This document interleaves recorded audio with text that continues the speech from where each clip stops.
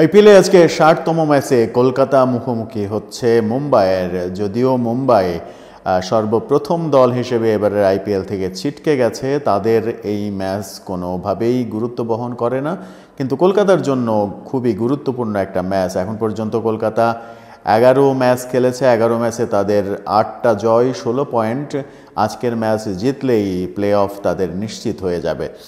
যদিও 16 পয়েন্টে থেকেই বলা যায় যে প্লে অফে তারা খেলবে, কিন্তু আজকের ম্যাচ জিতলেই খাতা কলমে প্লে অফ নিশ্চিত হয়ে যাবে। সেই সুযোগটা নিশ্চয়ই হাতছাড়া করতে চাইবে না কলকাতা মুম্বাইয়ের সঙ্গে, তাই এই ম্যাচটাকে তাদের গুরুত্ব দিতেই হবে। অন্যদিকে মুম্বাই পয়েন্ট টেবিলের 9 নম্বরে অবস্থান করছে, 12 খেলায় তাদের পয়েন্ট 8।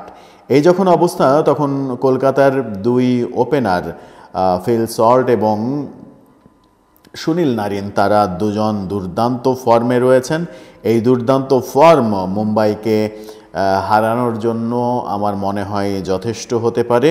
ইডেন গার্ডেন্সে খেলা, সেটা একটা বড় অ্যাডভান্টেজ। ইডেন গার্ডেন্সে মুম্বাইকে হারানো তাই কলকাতার জন্য আমার মনে হয় সহজ হয়ে যাবে। অন্যদিকে মুম্বাই তাদের যে আত্মবিশ্বাস, সেই আত্মবিশ্বাস মোটামুটি তলানির দিকে চলে গেছে। সেই তলানিতে থাকা আত্মবিশ্বাস নিয়ে ইডেন গার্ডেন্সে কলকাতাকে হারানো তাদের জন্য কঠিন হবে।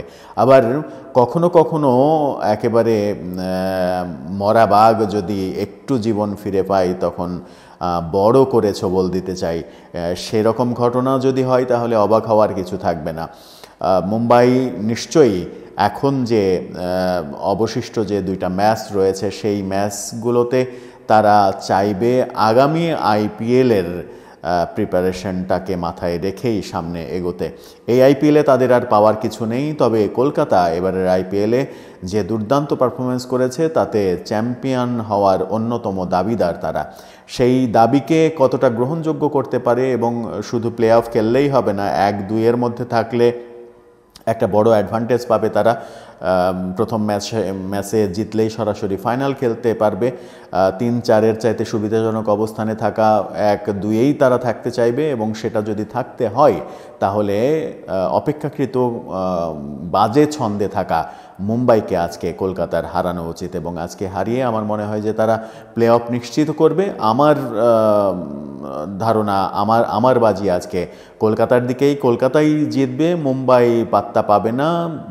কারণ খেলাটা ইডেন গার্ডেন্সে যখন 60 থেকে 65 হাজার দর্শক প্রায় সবাই কলকাতার পক্ষে চিৎকার চেঁচামেচি করবে, তখন মুম্বাইয়ের স্নায়ুচাপ আরও বেশি বেড়ে যাবে। তাতে করে তাদের পারফরমেন্সে আরও অনেক বেশি খামতি ধরা পড়বে বলে আমার মনে হয়।